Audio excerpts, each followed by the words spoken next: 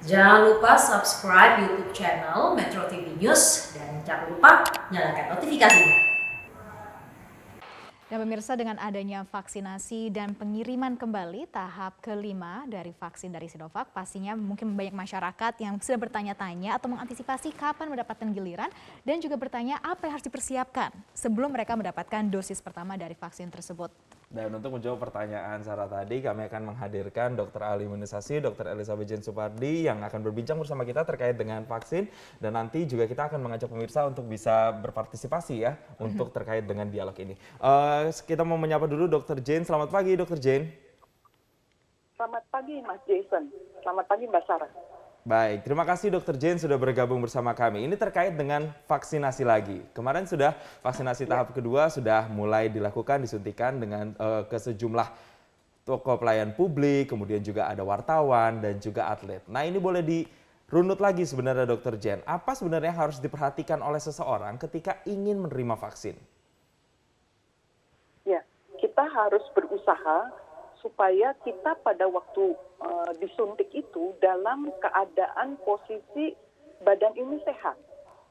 Ya, walaupun kita tidak punya penyakit yang lain, tapi kadang kita lelah, malam begadang, ya, kurang tidur, sakit itu bisa mempengaruhi pembentukan antibodi.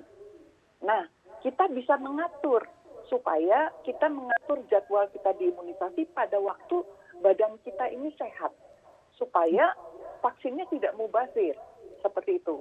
Apalagi yang punya penyakit. Nah, ini kesempatan untuk ngecek dulu. Kan sering kita suka lupa, tidak cek. Saat ini kita seperti apa? Ya, kita sudah punya puskesmas di mana pemeriksaan screening dasar, tensi, gula darah dan sebagainya itu bisa di puskesmas. Oke. Ya, tidak perlu ke rumah sakit misalnya. Ya, seperti itu. Berarti yang dibutuhkan hanya medical check up dasar di puskesmas sudah cukup ya dokter? Cukup, ya, itu saja. Sebetulnya begini, kita sedang sakit pun sebetulnya kita disuntik, sakit kita tidak bertambah berat. Tapi antibodinya yang dibentuknya itu menjadi tidak optimal, rugi jadinya. Berbahaya tidak vaksin ini, aman. Oke, nah Dokter Jane, kan dikatakan nanti saat kita akan menerima suntikan vaksinasi dosis pertama akan ada screening terlebih dahulu. Nah, kalau misalkan screening saat itu kita ditakutkan, kita dinyatakan tidak berhak atau tidak bisa mendapatkan vaksin COVID-19, apakah ada faktor-faktor yang kita harus perhatikan? Contohnya mungkin dari gejala psikis kita yang harus tenang, biar tensi kita tetap normal, atau seperti apa persiapannya dokter? Ya, persiapannya tuh hanya sebetulnya adalah ya minimal yang paling kita mudah itu kan sebetulnya yang tensi ya, suhu kita bisa cek, tensi kita bisa cek. Saat ini itu tensimeter yang digital itu banyak sekali ya. Kita bisa dengan mudah itu ceknya sendiri di rumah, bisa seperti itu ya. Nah, kalau kita tidak punya itu dan kita bisa misalnya ke puskesmas atau apa, mungkin dari puskesmas itu langsung bisa menyetujui, langsung sudah bisa diimunisasi. Seperti itu ya. Tidak usah cari dokter kemana-mana. Oke, Dokter Jane, terkait dengan banyak orang kemudian juga yang punya komorbid takut untuk divaksinasi. Nah, sebenarnya kan tidak semua orang yang punya penyakit komorbid ini kemudian tidak dibolehkan. Ada juga syarat-syaratnya diperbolehkan asal memenuhi standar tertentu. Misalnya hipertensi atau diabetes, HIV dan juga autoimun misalnya. Ini standar seperti apa yang diperbolehkan supaya mereka dengan penyakit-penyakit komorbid ini bisa divaksinasi, dokter? Ya, begini. Pada awalnya kita di Indonesia itu memang harus sangat berhati-hati karena ini vaksin baru, ya. Nah, sehingga Indonesia itu Kementerian Kesehatan itu menerapkan syarat-syarat yang agak rumit, ya, panjang.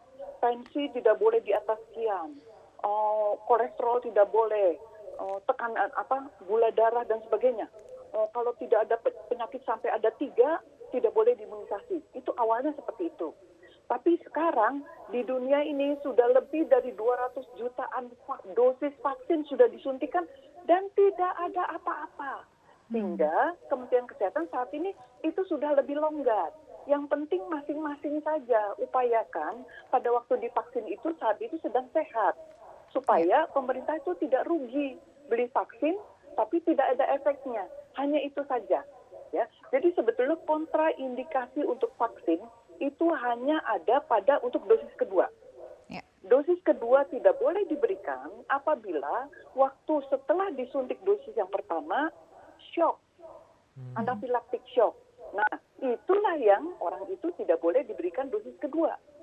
Jadi untuk dosis pertama tidak ada pantangan apa-apa. Semua boleh divaksin, syaratnya usahakan sehat. Hanya itu. Oke, untuk yang kita konsumsi dokter, apakah ada hal-hal seperti contohnya makanan kah, atau asupan vitamin kah, atau obat-obatan kah yang tidak boleh kita konsumsi menjelang vaksinasi dokter? Tapi dokter langsung geleng-geleng, silakan dokter penjelasannya. Ya, sebetulnya tidak ada mengapa ya. Ini kan vaksin disuntik ya. Disuntik dia masuk dulu ke otot, lalu perlu waktu dia masuk ke darah. Ya, jadi jalannya seperti ini. Yang kita konsumsi itu masuk ke mulut, turun dulu, lalu ke lambung, diserap di ulu, di usus. Sekitar 6 jam begitu, lalu baru masuk ke darah. Ya. Jadi sebetulnya tidak ada efeknya apa-apa. Ya. Paling-paling adalah vaksin. Kita kan seringkali kita harus ada divaksinasi. Sebelumnya ada suntik vaksinasi segala macam. Itu pun juga sebenarnya tidak ada masalah. Karena vaksin yang kita terima itu vaksin mati. Yang kita harus beri jarak itu adalah kalau kita menerima vaksin hidup. Antar vaksin hidup, kita kasih jarak minimal 2 minggu. Jangan terlalu dekat, supaya tidak ada gangguan. Hanya seperti itu. Oke dokter, berarti itu ya yang harus menjadi catatan saat kita mempersiapkan diri untuk menerima vaksinasi COVID-19. Terima kasih Dr. Jane sudah bergabung bersama kami di Selamat Pagi Indonesia. Selamat beraktivitas kembali. Ya, semoga dengan pembahasan ini makin mencerahkan kita, terutama yang nanti juga akan menantikan vaksinasi kedua, juga agar tidak was-was lagi untuk kemudian bisa dilakukan vaksinasi. Oke.